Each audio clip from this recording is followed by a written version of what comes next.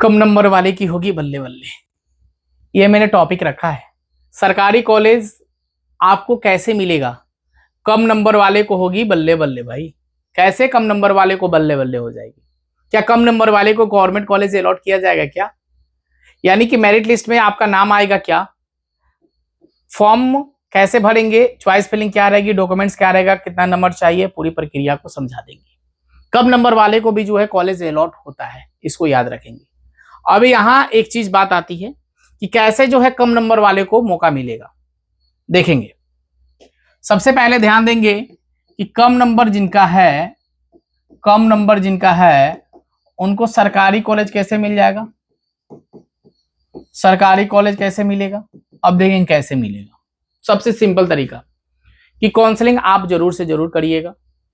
अगर मान लीजिए कि आपका 60 नंबर है, 65 नंबर है, 55 नंबर है, ठीक है, एक कम नंबर होता है। 70 के बाद जो है अच्छा नंबर माना जाता है, 70 तक ले लेते हैं। अब यह बच्चे सोचेंगे कि उफ, मुझे जो है क्या मिलेगा? प्राइवेट कॉलेज मिलेगा, सरकारी कॉलेज तो नहीं मिलेगा। मिल सकता है, मिल सकता है, मिल सकता है।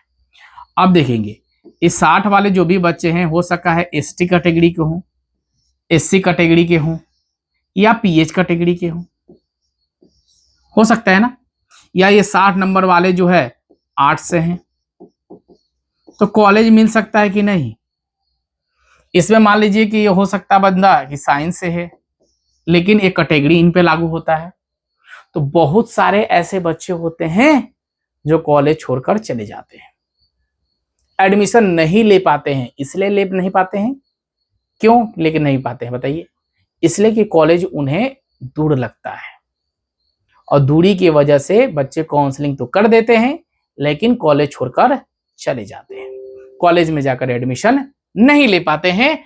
तो संभवतः आपको हो सकता है कि 60 नंबर पे आपको कॉलेज मिल जाए। तो काउंसलिंग में कभी भी ये चूक नहीं करनी है आपको कि सरकारी कॉलेज सर हम डाले या प्राइवेट कॉलेज डाले। प्राइवेट कॉलेज डाले, ये आपको चूक नहीं करनी है। इसलिए चूक नहीं करनी है कि भाग किसी का कोई नहीं जानता। आप घबराएंगे नहीं, 10 से 16 के बीच में दिया गया है। 1-2 दिन आप थोड़ा सा वेट कर लेंगे, उसके बाद जो है फॉर्म को अप्लाई करिए ना। क्या दिक्कत है जी? कोई दिक्कत नहीं है। लेकिन सरकारी और प्राइवेट दोनों कॉलेज आपको देना है, ठीक है।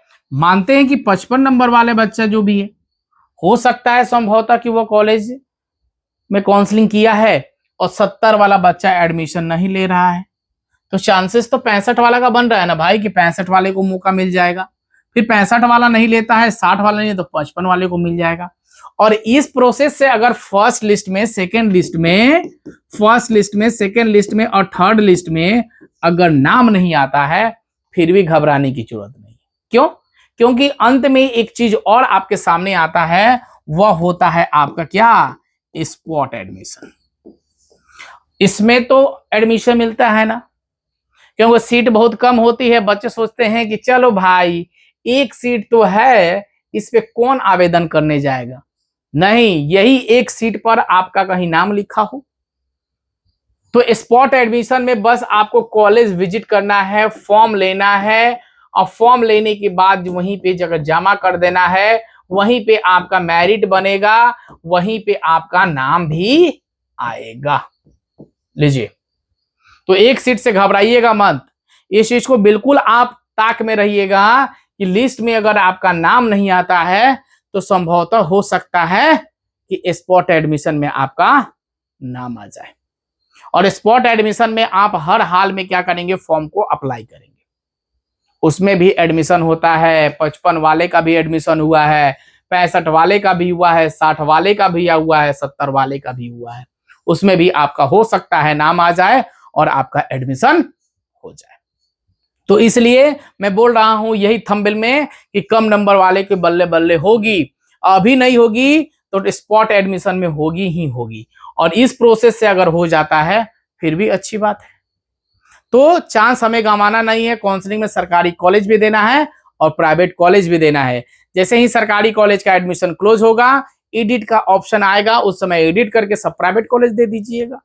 लेकिन चूक होना नहीं है, इसको बात जरूर अपने मन में रखना है। वीडियो आप लोगों को थोड़ी सी यूजफुल तो जरूर लगी होगी, वीडियो को लाइक जरूर करिएगा। Thank you so much.